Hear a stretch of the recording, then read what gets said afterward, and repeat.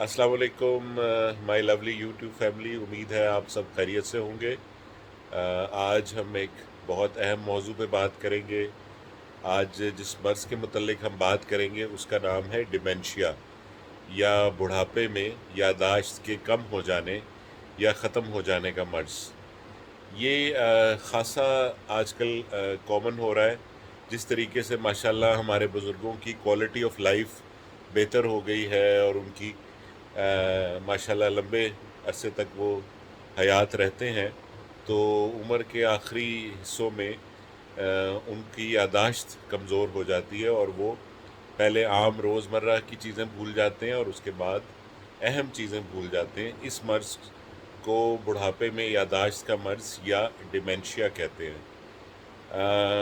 पहले हम देख लेते हैं कि डिमेंशिया की अलामतें क्या हैं। डिमेंशिया की सबसे अहम अलामत है यादाश्त का कम हो जाना। सबसे पहले जो हमारे बुज़ुर्ग हैं या जिन लोगों को ये मर्ज़ लाहक हो जाता है, वो छोटी छोटी चीज़ें भूलना शुरू हो जाते हैं कि वो चीज़ें रख के कहाँ भूल गए हैं। उसके बाद फिर वो बड़ी बड़ी चीज़ें भी भूलना शुरू हो जाते हैं और अहम दस्तावेज़ात, अहम चीज़ें, अहम जो वाक़यात हैं, लोगों के नाम हैं, इवन बैंक के सिग्नेचर्स वगैरह हैं, वो भूल जाते हैं और घर जाने का रास्ता भूल जाते हैं और अपने रिश्तेदारों को, प्यारों को भूल जाते हैं, जिसकी वजह से काफ़ी प्रॉब्लम्स होती हैं। और इसके अलावा इसकी एडवांस स्टेजेस में जो अगर इसका इलाज ना किया जाए तो इवेंचुअली मरीज़ खाना खाना भूल जाता है और आखिर में उसके सांस लेने में भी प्रॉब्लम होती है और वो फिर एडवांस स्टेज हो जाती है डिमेंशिया की। तो इसके बारे में हमें बहुत केयरफुल रहना चाहिए। हमारे बुज़ुर्ग हमारा कीमती असासा हैं। इस अलामत को हमें पिक करना चाहिए और अपने करीबी माहिर नफ्सियात को दिखाना चाहिए।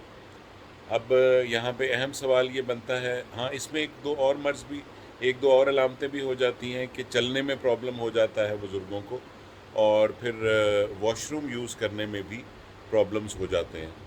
तो ये भी अलामतें हो सकती हैं। मरीज़ों में डिप्रेशन के सिम्टम्स भी हो जाते हैं, जिसको सूडो डिमेंशिया कहते हैं।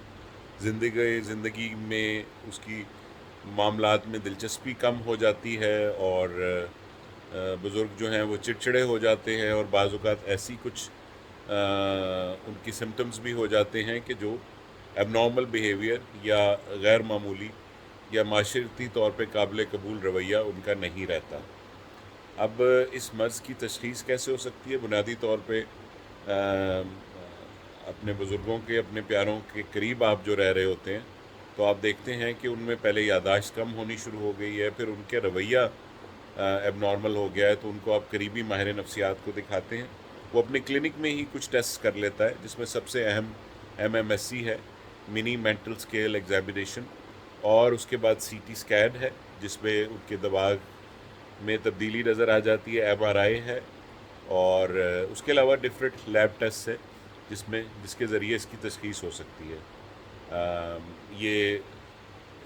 ये मर्ज़ जो है ये मुकम्मल तौर पे तो ठीक नहीं हो सकता, लेकिन ये बेहतर हो जाता है और ये इसका आगे बढ़ने का, इसके क्रॉनिक होने का या इसके ख़तरनाक होने की स्टेज रुक जाती है।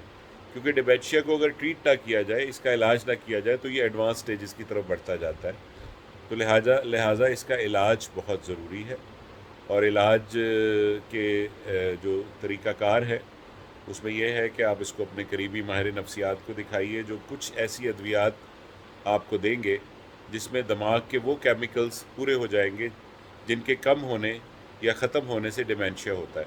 एसीटाइल कोलिन बेसिकली वो केमिकल है ब्रेन के अंदर जो कि कम हो जाता है और दवाइयों के ज़रिए एसीटाइल कोलिन को बढ़ाया जाता है, जिससे यादाश्त बेहतर हो जाती है।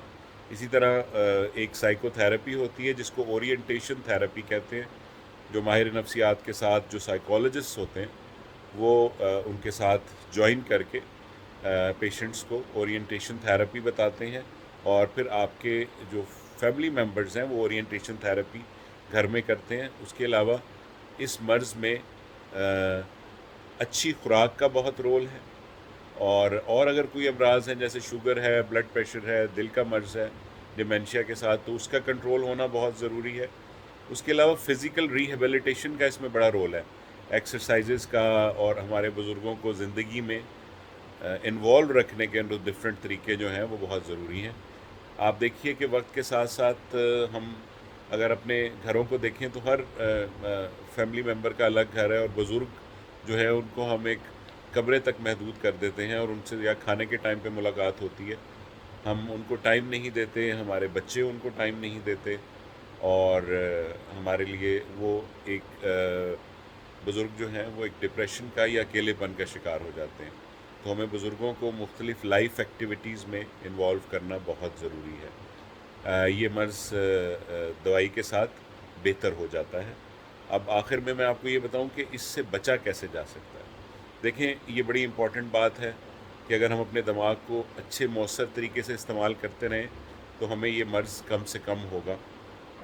اس کے علاوہ ہم اپنی غذا کو بہتر رکھیں، ایکسرسائز کریں، زندگی کو پرسکون رکھیں، اپنی نیند کو بہتر رکھیں، اپنی سوچ کو مثبت رکھیں، اپنی لا اللہ تعالیٰ کے ساتھ لگائیں، اور لوگوں کے لیے اچھے کام کریں، بھلائی کی طرف رہیں، تو آپ ڈیمنشیا سے بچ سکتے ہیں۔